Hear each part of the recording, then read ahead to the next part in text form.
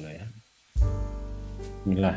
Saya akan terangkan ini dalam waktu tidak lebih dari 10 menit insya Allah. Tolong perhatikan ya, nanti akan saya coba untuk diskusikan karena ini campuran bahasanya adalah bahasa Inggris, ada bahasa Arab juga ya. Baik. Udah kelihatan semuanya? Nah ya.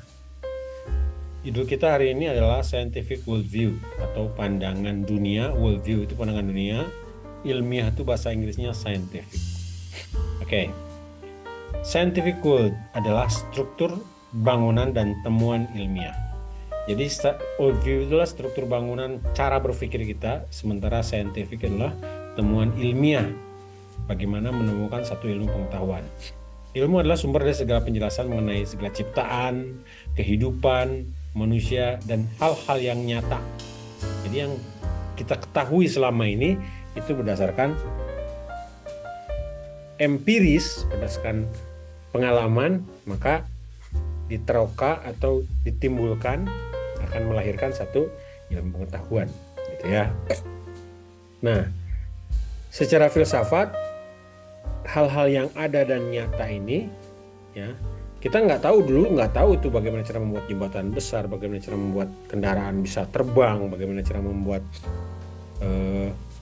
satu alat yang bisa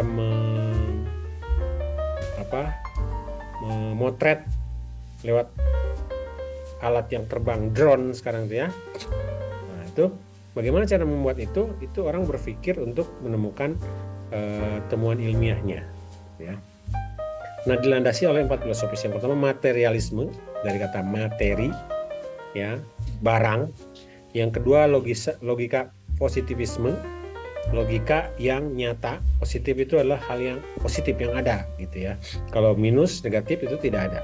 Empirisme itulah pengalaman. Skeptisisme itu adalah bersikap untuk kritis, mempertanyakan masa iya, masa bisa, ternyata bisa. Nah, itu 4 paradigma filosofis yang mendasari dari temuan-temuan yang dilandaskan kepada ilmu pengetahuan. Nah, bagaimana kemudian langkah-langkah metode saintifik yang prosesnya itu terjadi? Yang pertama, identifikasi masalah dan merumuskan pertanyaan setelah melakukan observasi. Jadi melihat bagaimana orang Indonesia bisa pergi haji. Pada tahun 77 itu masih menggunakan kapal laut orang untuk pergi haji. Nah, tapi begitu tahun 78 orang sudah mulai naik pesawat. Nah, pesawat itu ditemukan ketika tahun 1978. Ya, bagaimana orang bisa terbang menggunakan pesawat. Nah, kemudian mengajukan hipotesis, mengira-ngira asumsi yang diangkat dari rumusan masalah. Kira-kira, kan hipotesis itu adalah asumsi awal, kesimpulan awal. Mungkin ini sakitnya sakit perut, gitu ya, ketika orang megang-megang perutnya. Ternyata megang perutnya sampai garuk-garuk. Oh, berarti cacingan itu, gitu. Itu banyak alasan hipotesis itu dilihat dari gejala-gejalanya. Kemudian diangkat menjadi rumusan masalah. Kemudian mengumpulkan data dan informasi. Ini yang selalu dokter tanyakan, keluhannya apa? Untuk dibuat sebuah hipotesis atau diagnosis, ya. Kemudian hipotesis itu diuji. Jika hipotesis salah, maka ditolak atau dimodifikasi atau bahkan disesuaikan sehingga menemukan kebenarannya. Oke. Jika hipotesis benar, maka harus diterima dengan penjelasan yang lengkap dan rinci. Lalu pengujian yang sama dilakukan dengan kondisi yang sama namun berbeda objek. Jika hasilnya sama, maka dilanjutkan dengan perumusan teori. Nah, jadi ketika hipotesis itu diarahkan kepada hal yang benar, oh ternyata betul gitu, perkiraannya betul, asumsinya betul, maka kemudian disimpulkan dalam sebuah rumusan teori. Kemudian teori tersebut secara konstan diterima dan penjelasannya masuk akal terhadap fenomena masalah, maka teori tersebut menjadi kokoh berdasarkan tes dan pengujian dari berbagai macam analisis. Maka teori tersebut menjadi hukum saintifik, menjadi dalil sebuah hukum ilmiah, gitu. Itu yang terjadi ketika kenapa apel itu jatuh yang ditemukan oleh Isaac Newton, gitu ya, di tahun 1500-an dulu. Kenapa jatuhnya ke bawah? Nah, itu pendekatannya pendekatan saintifik. Fakta biasanya selalu stabil dalam kurun waktu yang lama. Fakta ya. Namun fakta tidak dapat dirumuskan menjadi sebuah masalah dari sisi pemahaman manusia ataupun melalui penelitian ilmiah sekalipun. Jadi kalau fakta, contohnya fakta itu tentang misalkan saya bermimpi, tapi mimpi itu nggak fakta. Misalkan saya jatuh dari atas dan sakit, itu fakta. Nah, maka tidak dapat dirumuskan menjadi sebuah masalah. Biasanya fakta itu adalah hal-hal yang biasa. Orang tanpa ilmu pengetahuan pun bisa mengungkap fakta.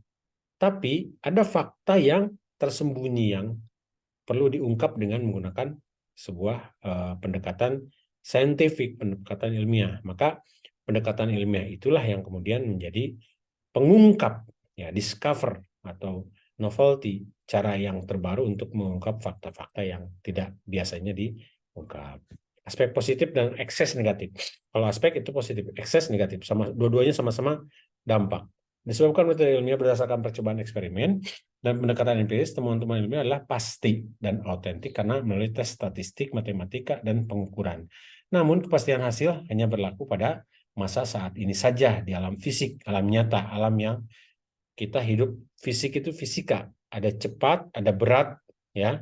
Scientific worldview tidak mampu menjangkau ranah yang pasti tentang dunia ilmu itu sendiri, bahkan tidak mampu menjelaskan perihal alam metafisik. Apa itu metafisik? Metafisik adalah di luar fisika.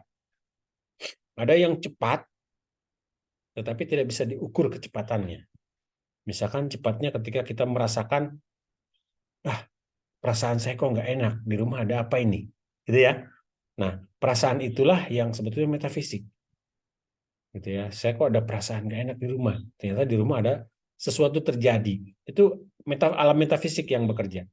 Jadi itu di luar daripada dunia ilmu. Kalau dunia ilmu kan hanya yang teraba, terasa, yang dialami langsung oleh manusia gitu.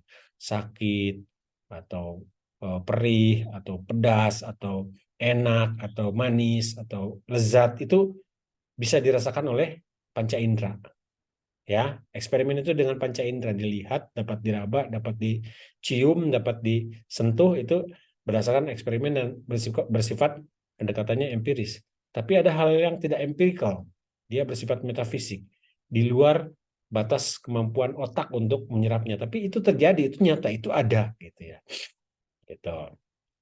Maka scientific worldview, cara pandang dunia saintifik ini tidak mampu untuk menjelaskan secara komprehensif tentang seluruh alam. Ada hal-hal yang tidak bisa dijelaskan oleh saintifik, gitu ya. Ketika sampai hari ini orang masih belum paham kenapa bisa terjadi atau bisa diciptakan satu bangunan yang begitu besar di mana waktu itu teknologi belum maju. Contohnya piramida. Dari mana itu menciptakannya? Atau Borobudur. Kok bisa orang bikin Borobudur? Ya, candi sebesar itu. Padahal saat itu belum ada teknologi bulldozer atau belum ada crane untuk membangun, dan semuanya batu gitu dipahat. Bagaimana itu ceritanya? Jadi belum bisa masuk sana. Atau yang paling mudah adalah bagaimana Rasulullah melaksanakan Isra Mi'raj, ya, dari Mekah ke Baitul Maqdis, dari Baitul Maqdis ke Sidratul Muntaha. Itu bagaimana? Maka belum bisa diterjemahkan atau didetailkan, dirinci secara khusus oleh scientific worldview. Namun demikian, scientific worldview masih diperlukan. Jadi pendekatan-pendekatan penelitian yang akan kita lakukan di tahun yang akan datang itu masih diperlukan. Karena melalui cara saintifik lah manusia dapat menggunakan rasio akal logikanya untuk berpikir dan menemukan berbagai ranah ilmu dan menciptakan kreasi dari dunia nyata. Scientific worldview also allows man to discover many laws and pattern of God in the universe. Jadi cara pandang dunia saintifik ilmiah itu juga membuat manusia dapat meneroka atau menggali atau memunculkan, menemukan ya banyak hukum-hukum dan pattern itu adalah paten atau apa namanya model-model bagaimana Tuhan ada di muka bumi ini.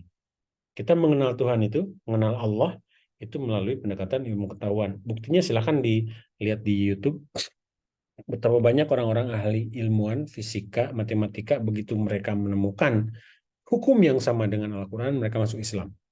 Banyak sekali orang yang masuk Islam gara-gara ilmu pengetahuan, bukan karena gara-gara orangnya.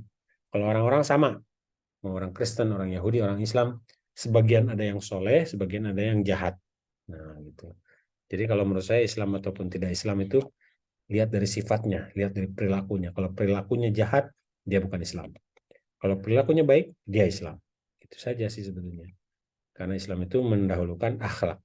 However, bagaimanapun the scientific worldview, cara pandang dunia ilmiah, possess limitation, melewati batas when it gives human sense. Ketika manusia merasakan and reason dan berpikir, a role beyond their capacities. Satu peran yang melebihi daripada kapasitas mereka. Kapasitas manusia itu hanya bisa berpikir dan merasakan. Ya, betul ya. Tapi ketika melewati batas berpikir dan berperasaan itu, rasa yang panca indera itu, dan melewati batas berpikir di luar nalar itu, maka kapasitas itu ada pada satu worldview itu sendiri, cara pandang sendiri. In scientific worldview, dalam cara pandang ilmiah ini, ada namanya akal. Ya, akal untuk berpikir, and senses atau indera become the only source of knowledge. Dua-dua ini menjadi menjadi hanya sumber satu-satunya, dua-duanya, bukan satu-satu karena dua itu hanya itu sumber untuk mendapatkan ilmu pengetahuan that can be accepted, dapat diterima. Any other source, sedangkan sumber lainnya including revelation cannot be accepted, termasuk wahyu, ya, wahyu tidak bisa diterima. Jadi tidak semua orang itu bisa menerima wahyu. Bagaimana Anda bisa menerima wahyu begitu saja?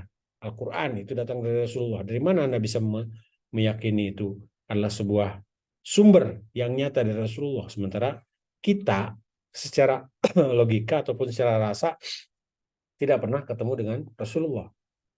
Nah, lewat mana ini masuknya? Nah, kan gitu ya. Scientific will allow human mind to produce industries. Melalui cara pandang saintifik atau ilmiah, manusia dapat memproduksi industri, menciptakan industri ya. Industri itu apa? Sciences and technologies. Apa itu industries? Industries itu hal yang kecil bisa menjadi besar dan bisa diperbanyak. Anda bisa bikin kerupuk dari mulai terigu, kemudian direbus, dicampur dengan bahan-bahan ikan dan sebagainya, kemudian dijadikan sebuah adonan, kemudian dikeraskan dan dipotong-potong, kemudian digoreng.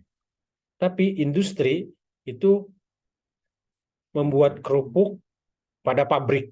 Kalau Anda seorang itu hanya bisa membuat satu kaleng gitu ya, kira 1 kilo atau 2 kilo, tapi melalui industri itu Anda bisa membuat kerupuk satu hari 1000 kaleng. Nah, itu industri bedanya. Bedanya industri dengan bedanya individual, industri itu capitalize, mengkapitalkan, memperbanyak menjadi besar. Itu industri, gitu ya. Yang tadinya produknya cuma sedikit, tapi kalau industri produknya banyak. Gitu. Kalau kita bisa menanam dan menunggu lama, nunggu hasil panen, tapi melalui industri, hasil panennya bisa dipercepat dan diperbanyak. Yang tadinya satu pohon hanya ada 100 buah, tapi dengan industri kita menanam 1000 pohon, yang masing-masing pohonnya menghasilkan 1000 buah. Jadi 1000 pohon, 1000 buah, sekali panen itu 1.000.000 buah. Gitu ya. Sciences and technology. Science jelas pengetahuan, ilmu ya, sains dan teknologi. Teknologi itu secara filosofis adalah mempermudah hidup manusia. Teknologi itu ya, yang tadinya melihat dari jarak jauh, hanya melihat TV saja udah langsung bisa. Yang tadinya berbicara jarak jauh, menunggu waktu, kalau dulu pakai telegram, pakai surat, sekarang cukup dengan WhatsApp. Itu teknologi. Jadi teknologi itu secara epistemologinya itu membuat manusia lebih mudah. Jadi kalau Anda bisa membuat sesuatu lebih mudah, maka Anda menguasai teknologi. It opened many ways for human mind to exploit nature and discover its law. Jadi dengan cara pandang ilmu pengetahuan itu akan membuka jalan bagi manusia untuk mengeksploitir atau menggali alam dan menemukan bagaimana hukum alam ini bisa dipermudah dipahami. Jadi ketika ada hujan, bagaimana hujan itu disulap menjadi satu energi. Kemudian ketika ada panas, bagaimana panas itu disulap atau diubah menjadi satu energi. Dan energi itu balik lagi kepada kepentingan manusia. Itulah pentingnya scientific worldview. Ini oke, sama seperti tadi. Oke. Nah, bagian akhirnya. Therefore, oleh karena itu, the scientific worldview failed. Jadi kesimpulannya, pada akhirnya, scientific worldview itu hanya berbicara tentang masalah penemuan-penemuan bagaimana manusia bisa mengembangkan hidup melalui sumbernya, yaitu alam. Tapi dia gagal untuk memberikan makna, to give meaning to life and existence, untuk memberikan makna kehidupan dan keadaan atau eksistensi manusia ini. Apa buktinya? Nih, lihat. It only gives power. Scientific itu, ilmiah itu hanya memberikan kekuatan. Energi itu tadi ya, of controlling nature, untuk mengawasi atau mengatur alam, but it lacks the sense of meaning to our life. Tapi kurang ada rasa untuk memberikan makna pada kehidupan kita. Buktinya apa? Ketika tanah di dalamnya itu mengandung minyak, mengandung mining atau mine ya, mining itu tambang, barang tambang itu seperti permata, emas, batu bara, yang kayak gitu ya, itu digali, dieksploitasi, diambil semuanya sehingga tidak memberikan makna yang dalam kepada orang-orang yang hidup ini. Kenapa? Karena ya paling mudah lah kita lihat sekarang di Rempang. Orang demi mengambil sesuatu yang ada di dalam Pulau Rempang itu, semua orang diusir-usir. Ya. Tidak dipedulikan bagaimana hidupnya, bagaimana masa depannya, bagaimana cara mereka bertahan untuk bisa survive, itu tidak pernah dipikirkan. Nah gitu. Demikian juga yang terjadi di Freeport, di mana di Papua. Itu tidak dipikirkan bagaimana meaning of human life, bagaimana manusia dipertahankan hidupnya. Karena yang mereka pikirkan hanya mengontrol atau mengatur, mengambil sumber-sumber daya alamnya saja gitu. Therefore, oleh karena itu, the scientific worldview, cara pandang dunia saintifik, should adopt, harus mengadopsi new approach, pendekatan baru which involve, yang melibatkan values, nilai-nilai, moralities, moral, and ethics, dan etika. Jadi akhlak adalah kuncinya. Kalau kita punya akhlak, punya adab, punya rasa tanggung jawab terhadap manusia dan alam sekitar, in the process of scientific research, dalam proses riset penelitian saintifik ini, kita tidak akan mengontrol alam untuk menjadi serakah. Gitu. Boleh diambil tapi secukupnya, tapi yang lebih kita pentingkan adalah bagaimana manusia-manusia yang ada di sekelilingnya itu terjaga, hidup dalam kerukunan. Itu adalah kunci daripada values, nilai, moralities, moral, and ethics, dan etika, adab, nilai, dan akhlak gitu. Nah, ini salah satu cara pandang Islam terhadap karakteristik utama, sifat-sifat utamanya. Islam, dari kata salm atau silm, asilmu, bagaimana Islam itu diambil dari akarnya, artinya submission atau penyerahan diri, surrender, menyerah, safety, keselamatan, protection, proteksi, and peace, dan damai. Ini arti kata Islam. Islam itu dari kata aslinya salam atau silmu, artinya adalah menyerahkan diri, berserah diri atau menyerah gitu ya, selamat, protect, dan damai. Sebagai agama Islam berdiri diartikan sebagai complete submission and obedience to Allah. Al-khudu' wal inqiyadu lillah itu bahasa Arabnya, yaitu penyerahan secara sempurna, berserah diri secara sempurna dan taat kepada Allah. It is the religion of Allah, ini adalah agama Allah yang which is revealed to mankind, yang diwahyukan kepada manusia. Maka Islam adalah kuncinya terhadap keseimbangan ilmu pengetahuan tadi. Dalam surat Al-Maidah, it was so named by God. Apa tuh suratnya itu? Ya, Inna dina indallah Islam. Tuh, Al-Maidah ayat 3. Namanya itu, nama Islamnya itu disebut indallah al-Islam. Gitu. Yes, Islam is a total submission. Ya, bahkan Islam adalah penyerahan diri secara utuh, penyerahan diri secara total, has been the name of religions brought by early God's messenger. Karena hanya Islam yang namanya itu disebutkan dan ditegaskan namanya itu, nama Islam itu oleh Allah Subhanahu wa taala. Sementara agama-agama lain seperti sebutkanlah agama contoh Buddha, itu tidak ada dalam kitab sucinya bahwa agamanya ini agama Buddha, itu nggak ada. Atau dalam agama apa Kristen, dalam apa dalam Bible tidak disebutkan bahwa ini adalah agama Kristen, nggak ada. Atau dalam Yahudi nggak ada, dalam kitab Talmud atau kitab yang mereka gunakan ini adalah agama Yahudi, nggak ada. Hanya Islam yang menyebutkan inna dina indallahil Islam. Islam itu disebutkan langsung oleh Allah bahwa agama ini yang kita sebut, yang kita ikuti, yang kita yakini adalah agama Islam. Itulah yang disebut dengan revelation. Apa itu revelation? Wahyu. Oke. Ini arti Islam, nanti dibaca sendiri. Saya kirim nanti filenya. Termasuk juga kata Allah, Tuhan itu sebagai Allah. Kita selesai ya. Tuhan itu disebut namanya adalah Allah Subhanahu wa taala, itu dijelaskan dalam Al-Qur'an. Ya. Di dalam Al-Qur'an sendiri bahwa nama Tuhanmu adalah Allah. Qul huwallah gitu ya. Katakanlah dialah Allah. Tuh. Paradise is nothing but the abode of peace. Surga itu bukan apa-apa, tapi abode of peace.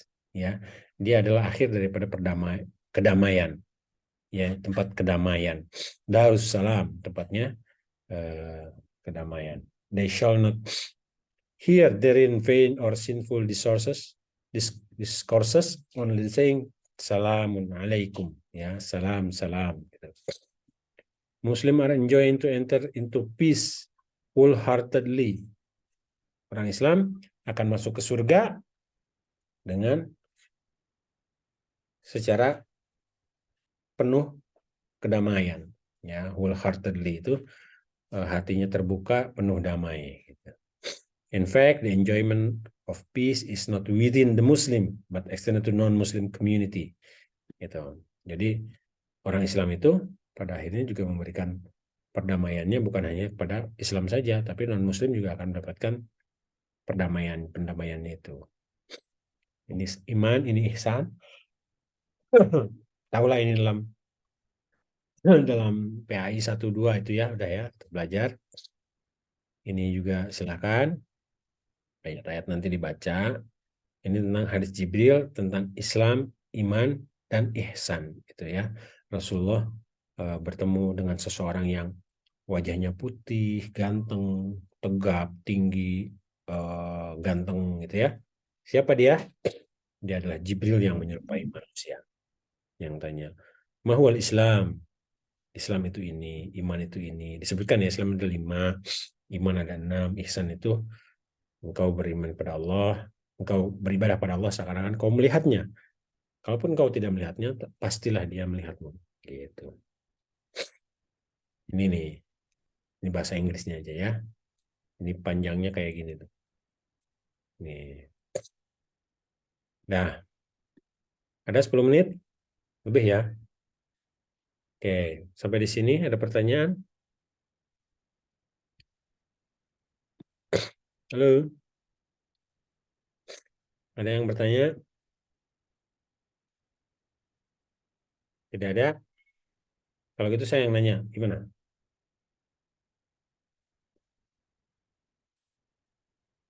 Saya nanya sama Fahri Harizona. Nyalakan Fahri. Suci dan Ramadanti. Nyalakan Suci.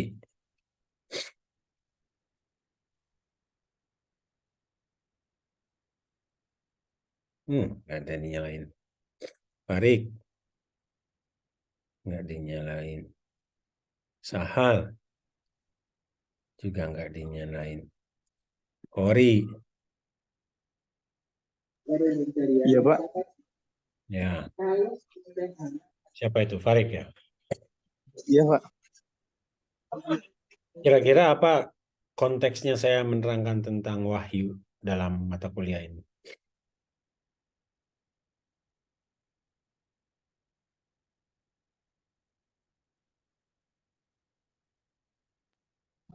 Al-Quran ya, Pak. Bukan. Saya menerangkan tentang revelation, tentang wahyu. Apa hubungannya dengan mata kuliah kita? Sahal. Kori. Nadia. Afifah. Dia. Iqbal. 1 menit lagi nggak nyala, saya kick out ya.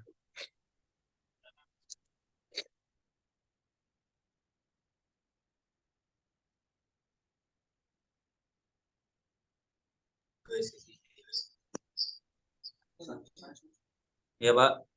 Nggak, Farik. Paham nggak? Pertanyaannya paham nggak?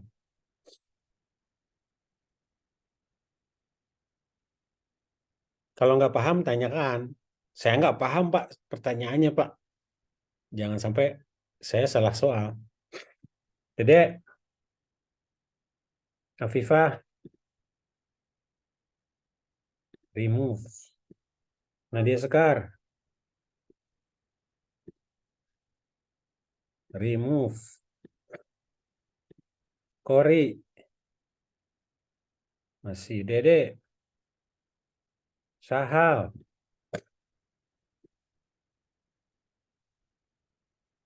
remove. Sahal, remove. Ada radar, remove. Nggak dinyalain, saya remove aja semua. Itu nggak enak dicuekin itu. Ayo, saya tanya. Apa konteksnya? Ini tinggal 4 menit lagi, habis ini selesai kok. Apa konteksnya? Saya membahas tentang wahyu, tentang Quran, tentang Islam, tentang iman, tentang ihsan. Apa hubungannya coba? Ada yang bisa jawab?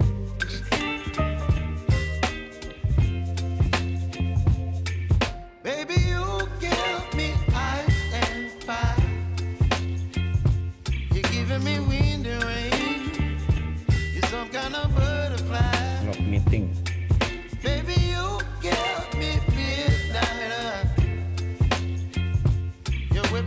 Arif? Arif? Iya, Pak. Apa tuh? Konteksnya apa? Dengan adanya pembahasan wahyu di mata kuliah yang sekarang ini mungkin lebih ke berhubungan dengan materi positif, empirisme dan saintifik.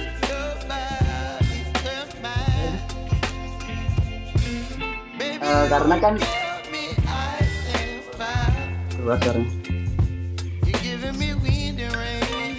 adanya wahyu juga kan menyesuaikan dengan perilaku yang terjadi pada saat itu. Nah, maka mungkin dengan adanya pembahasan wahyu tadi menggambarkan dengan perilaku yang tadi dijelaskan juga sama Bapak. Ente ngerti nggak yang ente omongkan? Nggak ya? Ya, ente aja nggak paham apalagi saya.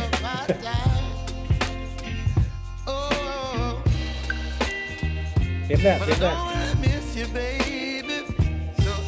Iya Pak. Apa coba konteksnya? Ngomongnya apa? Menurut pandangan saya mungkin kan mata kuliah saat ini statistika mengenai tentang suatu pengukuran. Ya, Pak? Metodologi penelitian. Statistika bulan lalu. Oh iya, metode penelitian. Nah, satu menit lagi.